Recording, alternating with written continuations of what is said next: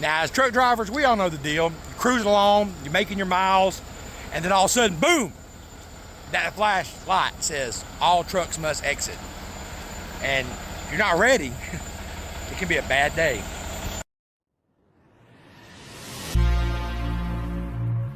Tip for you guys: when you're out here driving, put your blinker on and get over it. That's like some real ground beef right here, boy. Not the kind you get at Walmart. Dairy pork link sausage. This is sausage, homemade sausage.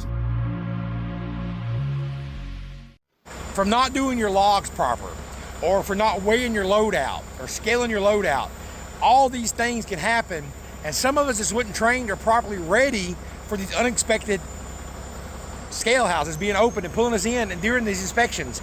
That's why this video, I'm going to break down how to pass a DOT inspection. I'm going to break it down for you so you're prepared and you're ready.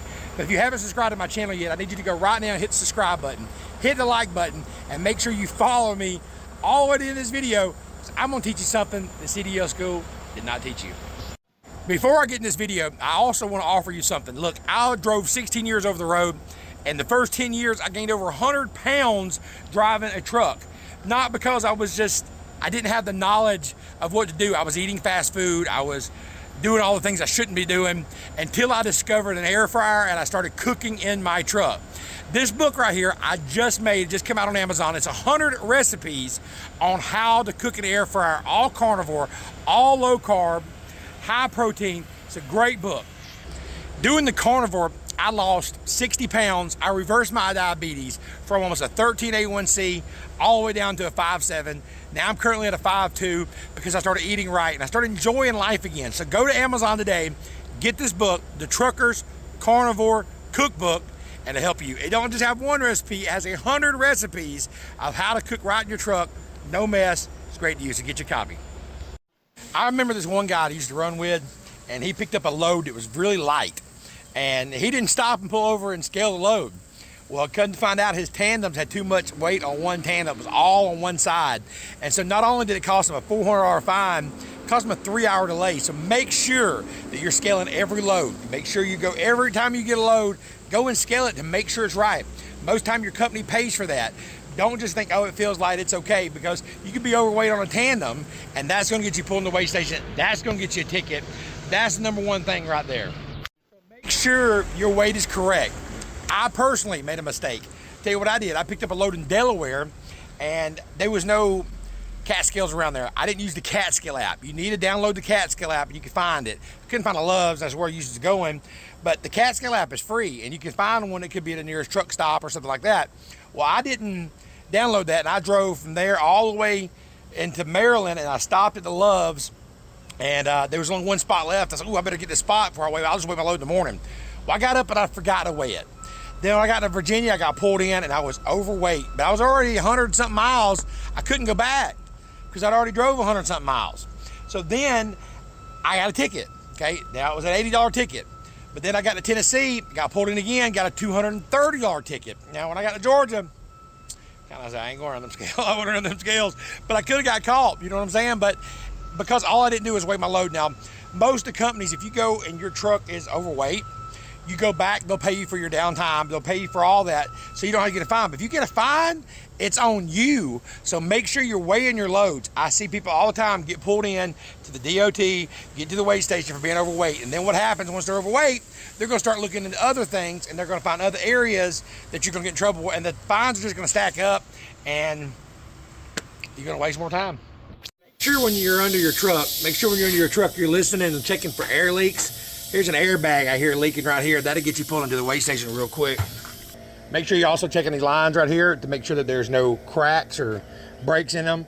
Because what happens, these things will rub together, and when they rub together, it will cause a hole be put in there, and you'll see some like white mesh. If you see that white mesh, then that's an out of service violation. Also, you want to get up under the trailer and you want to look at these air lines right here. You want to run your hand all the way through these and look for tears in them. You also want to make sure those lines are not below 18 inches. They got to be 18 inches off the ground. So if they're hanging low, that'll get you a violation also. Now you see these little things right here? These are called spacers. These little black things right here. You should be able to shake your line and see if it's rubbing against each other. If that spacer went there and these are rubbing against each other, that would cause a tear in it. So make sure you're looking for these spacers, make sure it's properly, and make sure you got your springs so they're not hanging down too low. Another thing they're going to look at is they're going to look at your logs. Do you know how to transfer your electronic logs over to the DOT? If you don't know, you need to find out. On Samsara, you go down, hours of service, and you go down to where it says transfer logs. It'll say driver safety. Click on that, transfer your logs right on over. If you don't know, you need to talk to your safety manager, because that is a violation right there, not knowing how to transfer your logs. Not putting in the proper trailer number. You got the wrong trailer number in there. That is a violation of logs. If you're getting fuel and you don't register that as on duty and you register that as PC, that's a violation of logs. Anything you log it correctly. When you do your pre-trip, your DVR, make sure you're logging that DVR on there. Make sure you're doing these things. Your logs, make sure you do not miss your 30-minute break. Make sure you're only driving 11 hours. Don't go over that 11 hours. Don't go over that 14. They can go back and they can check your logs and they can get you violated for that. There's another thing called egregious violation of logs. Is if you go over 3 hours over your log, you drove, say, you only supposed to drive 11, but you drove 14 hours,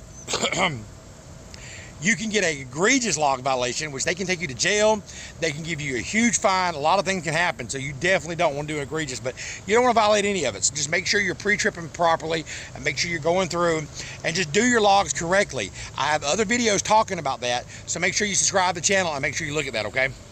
Also, make sure you're certifying your logs at the end of the day. That is so stupid to fail for falsifying logs or to get a log violation for not just clicking certified. Do it every day at the end of your shift. Yes, you can do it at the beginning of your day, but I like doing it at the end of the day so that way I don't miss it. Another violation that I see a lot that happens is your license being expired or your health card being out of date. That'll get you shut down. It can get you shut down quickly and possibly out of service. Having restrictions on your license, like you're not supposed to drive a manual, you're automatic only, but you're in a manual, that can put you out of service. You're supposed to have contact lenses or glasses and you don't have your contacts in when you get pulled over. They're put up in the back. I've seen that happen. That can get you put out of service. Things like this are easy things that you can avoid, but you got to pay attention to these things and make sure that you're doing everything right. Make sure you're going through your permit book. Make sure it wouldn't be out of service, but you can get a ticket. Make sure that your permit book, your insurance card's up to date, your cab card's up to date. Make sure your trailer registration, make sure your AVI is properly done. These things are all important, and then trust me, the DOT will check these things.